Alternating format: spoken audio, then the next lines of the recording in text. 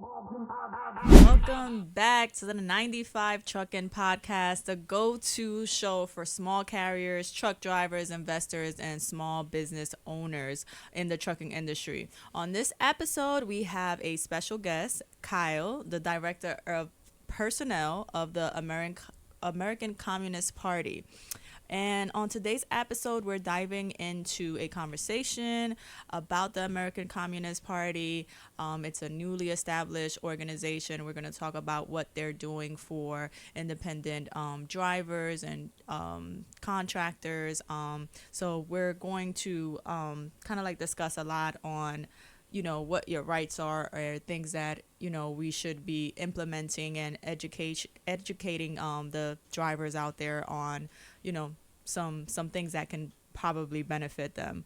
Now let's be clear, this is not about endorsing or opposing any political ideology. Our goal is to provide a space where different perspectives can be heard and discussed. Some believe that a system like communism could create stability in the trucking, while others argue it would strip away the freedom and the opportunities that makes the industry thrive. So either way, we're here to have an open conversation. So let's break it down and hear what our guests have to say today. So Kyle, welcome to the show. Please introduce yourself to our audience and tell us a little bit about you and your background.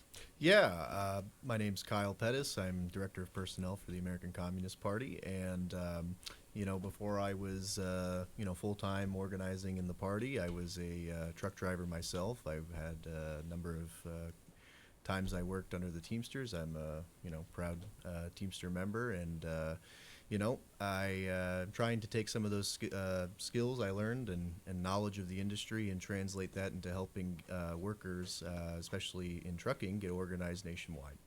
Nice. Well, welcome to the party. We're Yes, looking forward welcome. to what you have to say. Now, Melissa, my beautiful co-host, Melissa, Hello. tell us a little bit about what do you feel the definition of an independent driver is? Okay, to me, an independent driver, an independent contractor is a person that has their own authority. They own their own authority. They own the MC number and the DOT number on the side of their truck. We also have owner-operators that are, in fact, that owners of their truck that operate the truck. But for some reason, they're being labeled as independent contractors when they go on and lease onto these companies, and they're being stripped of some benefits, and they're not being paid properly.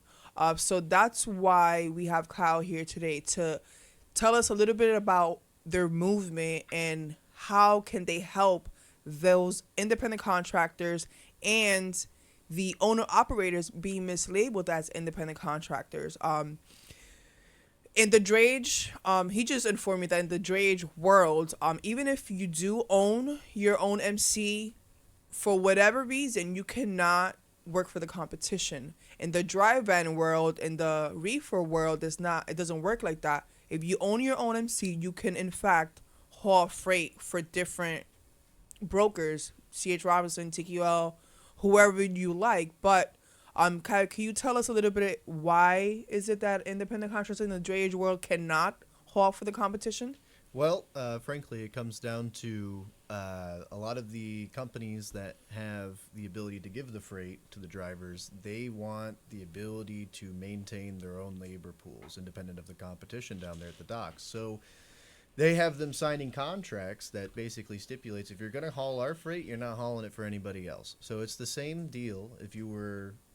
All it is it's a W-2 employee with extra steps, and also what they're doing is it's the worst of both worlds. So they're classifying them under their 1099, and they're calling them ICs, but they're not giving them the ability to take their truck and go and sell to the competition, basically sell their labor to the competition for whatever rate they want to negotiate. In fact, there's really no negotiation on these rates. Oftentimes when the ICs ask the company, hey, can you explain how this payment breakdown happened and what the rate is and all this stuff, the companies don't even give them the information. They refuse. That's where that broker carrier transparency comes into play. Yeah. Which the FMCSA is also trying to work on. So let's get on that, people. Exactly. And in the drayage industry, it doesn't happen at all. If you even ask, a lot of times they'll blackball you, they'll fire you, and they won't call you back. So Right. you're not getting any more work.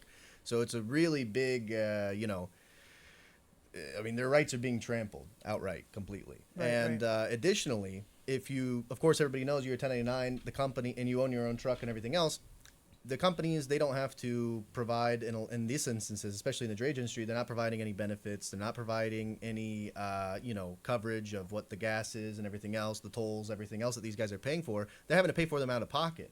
So they're getting the company's getting the best of both worlds. They don't have to cover them as W-2 employees. They don't have to offer them a benefit package. They don't have to cover any of the overhead of doing the actual hauling of the freight. And simultaneously, these guys don't get the ability to actually leverage the fact that they're 1099s and find the best deal for themselves. So Right. it's a complete crackdown where basically these guys are operating as a W-2 employee. And it's kind of controversial. Guys don't really want to believe that, or maybe they don't know, but there's been court precedent very recently here in New Jersey, where STG was a big company down at the docks, and they were in charge of a lot of the freight hauling, and they got cracked down on by the state of New Jersey because they found out that the new ABC law, that is what actually stipulates what an independent contractor is and is not, and what a 1099 employee is or is not in the entire state. They found out that basically the malpractice I was talking about, which is that they cannot go and work for the competition, so they fail the B portion of the ABC test. So with that court being upheld by the appellate court of New Jersey, I mean, this is law outright. Right. So the companies down there, they're not exactly playing by the rules. We'll just put it that way. I wonder why, like, how come they can get away with that? Like, Oh, well, why do you feel like the drivers are sticking around? Is it that they're not informed that these are their rights? They're just conforming to what's normal to them? Why do you feel like so many people are, sticking around? Do you feel like the pay is even fair? No, I mean, we had a outreach event where we went down. I had about 25 of the guys from the ACP. We went down with brochures, informational pamphlets, and we provided those to the truckers. We had a lot of excellent conversations right down there at the Port of Newark. And, we got rid of all of our pamphlets. Everybody was very That's excited. awesome. Didn't have a single guy upset or anything. Very excited about what's coming. And we had a lot of conversations. And, I mean, I talked to guys. One guy, for example, I talked to him. He said for 2 weeks of work, he ended up with $2,000. That's it. After all of the overhead, after all of the tolls and everything else that they're making him pay out of pocket, everything. And again, his chief thing was they won't even show me the rate. They won't even show me the breakdown of the math to see how that adds up. So these guys, frankly, they're getting hosed. That's the reality. And as to why they stick around, why they put up with it, these guys, this has been the industry standard down there since 1980 when deregulation hit. So everybody just assumes this is business as usual. They get into being an IC because they're like, well, it offers me leverage and ability and everything else. And, this is one of the biggest ports in the country. So a lot of the trucking jobs in the area of New Jersey, it's drayage. So they're thinking this is how they get their portfolio up. This is how they get their foot in the door. The reality is they're getting completely taken advantage of. And it's some of the most stark exploitation I've seen in the trucking industry to date. It's really bad. well, and I agree with a lot that you said, but also, I think that owning your own truck is a choice. So if you choose to own your own truck, I think that, the maintenance obviously should be on you.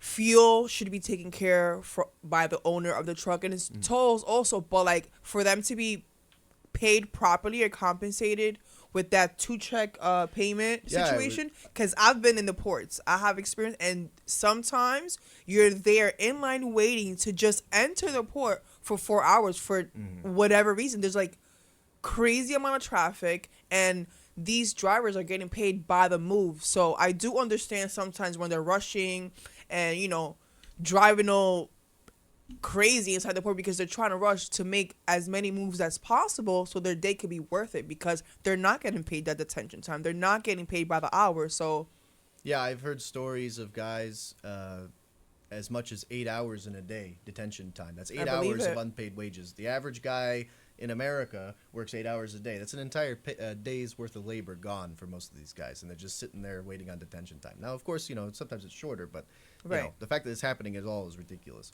Additionally, the situation as you described with the two-check system. It's what we call a very common sense solution. So what we are proposing is that if you are an owner operator, you have your own MC, you're an IC essentially currently, and in the rest of the industry you'd be considered as such. We're saying if you own your own truck, what should be happening is you should be receiving a paycheck for the usage of your truck.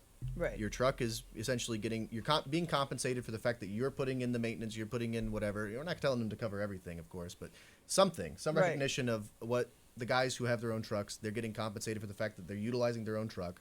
And additionally, they should be getting paid like any other employee, their hourly wage, whatever it is, maybe it's a CPM, whatever it is, they should be being treated as a W-2 for their labor. And that's the big distinguishing factor. So that's what we've come up with as a kind of working solution, what we are proposing, what we want to talk about with not only the port itself, what we want to talk about with the Teamsters Union, who we're looking to get organized with. This is what the UDDA, the United Drayage Drivers Association, is advocating as a common sense solution. Okay. Okay, so just to break it down again and let the audience catch up.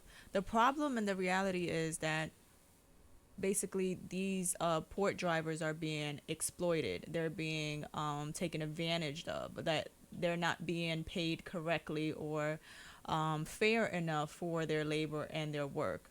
And so, what do you feel like is the solution to this? I think that the only solution has to start with all of these guys at the port getting in the same channel of communication and getting together and looking at how they want to be organized. Every single guy that we talked to down at the port, when we had those conversations one-on-one, we were handing out the pamphlets, every single guy was saying, are we finally going to get a union out here? They're begging for it. They want that union representation. They know the stability that comes with a Teamsters contract, and that's what they're looking for. Our job at the ACP is to facilitate them getting into the UDDA, which is the United Drayage Drivers Association, and from there, the UDDA is going to represent the truckers down there in their conversation with the Teamsters. The hope is to come up with some form of master freight agreement that would cover drayage drivers down at the port of Newark and the other ports in New Jersey. And that off of that operating model, then we would start moving for actually ratifying the unions. Okay. Are you part of the UDDA? I am not part of the UDDA myself. The UDDA is headed by a gentleman called Mark Nieves, and he is a driver down at the port. And all of the guys there are drivers at the port of Newark, and the other ports here in New Jersey as well. But that's their organization, and we are working directly with them. Okay, so you guys are collaborating into helping drivers be part of the organization and also the potential union, because there's not a union yet. Correct. Yes. Okay. And in fact, the UDDA is hoping to have a very fruitful and productive conversation with the Teamsters Union before the end of the month. A perfect example of great leadership and unionizing was the example of the ILA. Like, I can't remember his name, but he wasn't playing no games. He shut down those ports, and he got what he asked for the next 6 years. He secured the ILA members, the port workers, the longshoremen, their deal. So they're secure for the next 6 years. Absolutely. And, I'm sure that some of the trucking companies' management's probably going to catch wind of this, and maybe they'll even watch the show. And, our message to them is that everybody at the port has their own interest group. The ILA has its interest group, the dock workers themselves. We know that your guys' companies, they all have their own interest group. You guys all lobby together and decide and go back and forth with the Port Authority. The Port Authority has its own interest group. The truckers are left out of the equation. All we want is recognition and the ability to have a seat at the table. And that's the number one thing that we want from this contract. And the truckers are very important. Like, we are essential. The bottom line. Right. Like, I started with FedEx Ground, and I was working during COVID. Like, we were the only people getting everything everyone needed to where it needed to be. Like, truckers kept America running. So we deserve respect. We deserve a good representation. And we deserve to be compensated properly. Precisely, yes. It's all about respect and getting what you deserve, And right now, the drayage drivers aren't getting that. We just try to make trucking great again. Yeah, That's exactly. all. Let's make trucking great Make again. trucking great again. 100%. I'm sure there's some companies that would, support it. I'm pretty sure there's a lot of companies that really, pay fairly. You can't talk for every, Right. Right. kind of like company, but yeah, I think this is something very important for a lot of drayage owner operators or independent contractors. Also, like, recognizing that I don't know how you categorize yourself, right? Right. Because like you said, just because you own your truck and it might be yours, you can't consider yourself an independent contractor. You have to understand that you're an employee, and because you are a subcontractor, not an Right. independent contractor, you deserve the right pay. So I think it's all about educating these drivers also, like, where you have to classify yourself the right way in order to do the right thing and get the right pay, because if not, you'll And settle. like Kyle said, that's in the drayage world because transportation is huge. It works differently in every lane. So like in the dry van reefer, if you own your own MC, you can in fact work for the competition. But in the drayage world, you cannot. So you're not really independent. If that company doesn't have work for you because you signed that contract, you cannot. Your truck sits, and everybody knows a sitting truck is a no good truck. Those Exactly. wheels got to keep on rolling.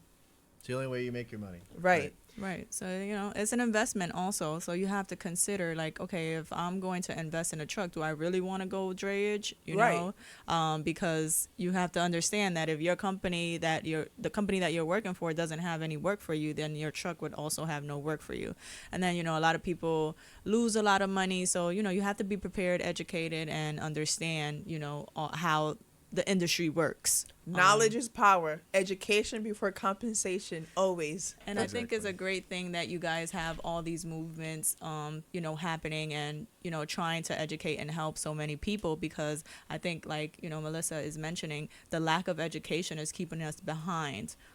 So, putting more information out there, informing people, educating people is the way that the community grows and we grow as a whole. Help one, help all.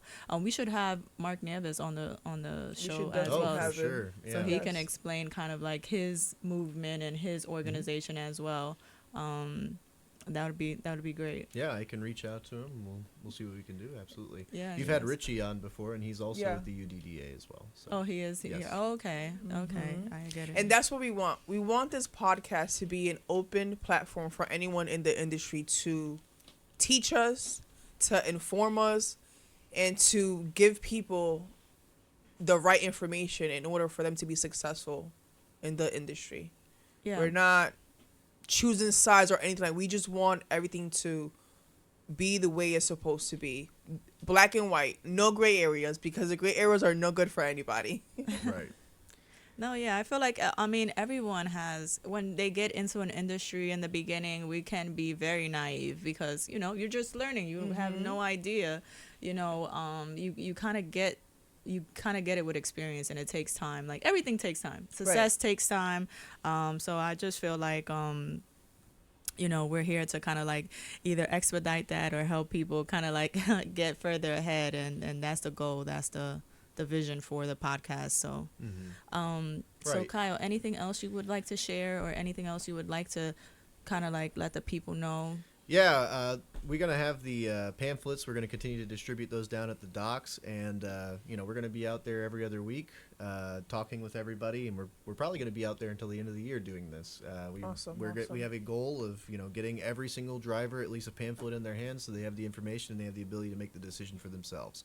So that's number one thing. We have the QR code on the pamphlet, and if you scan that, it'll take you to the link tree. You can check out the UDDA. You can check out New Jersey Peer, which is more of a social group, so guys can, talk about what's going on. That's the Facebook group, Yes, correct? they're Okay. both Facebook groups Okay. that they can join up into. And then the third link, of course, is to my party's website if they want to check out what we're doing. So, that's the main thing. And I encourage everybody to also read over the parts in the pamphlet so that way they can familiarize themselves with what exactly is going on. It goes into a lot more detail than we were able to kind of go over the cliff notes here, and I think it's a really good resource and tool for guys to become more educated.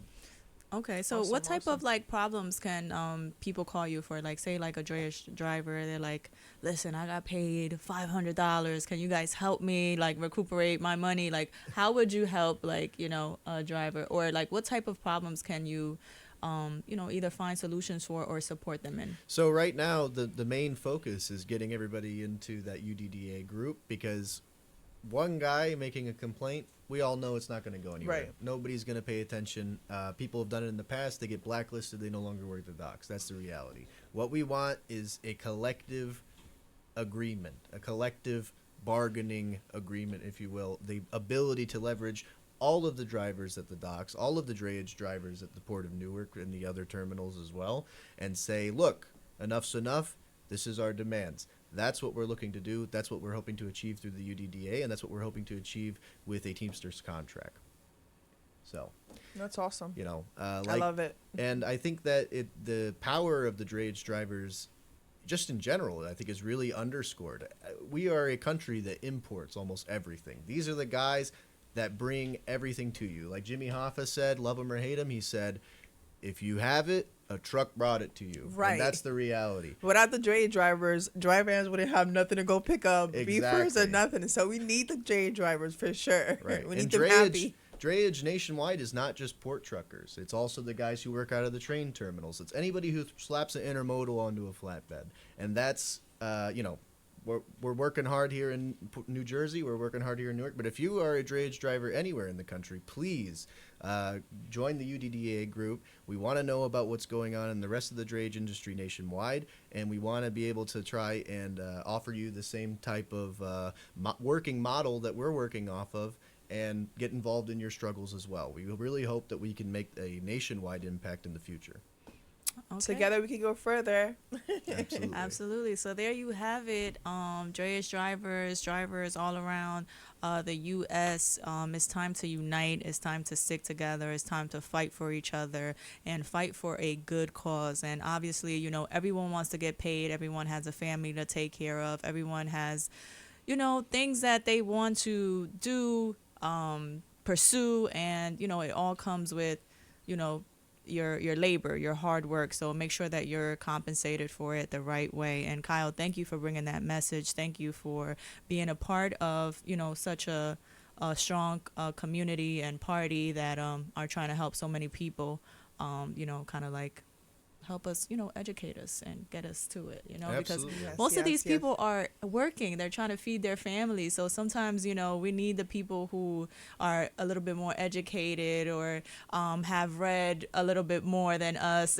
Right, right. Because it's the truth. You have people for everything. And, not to bring religion here, but, God created us all to kind of like collaborate and be together. That's why he made the man and the woman. So sometimes you have parties who, can, get to school. Like our parents sacrificed for us to go to college and things like that. But, we're supposed to pay that forward. Right. So I do appreciate a lot of people who, have the knowledge and are not gatekeepers and are really out Yes. here, trying to educate us and help us move forward as a whole. Right, absolutely. I mean, myself, I never went to college or anything like that. I'm blue collar worker my whole life, and I just happen to know about the trucking industry because I've been in it, and the ability to translate that to our party and break down for them exactly what's going on, and be able to come on this lovely show and talk with you.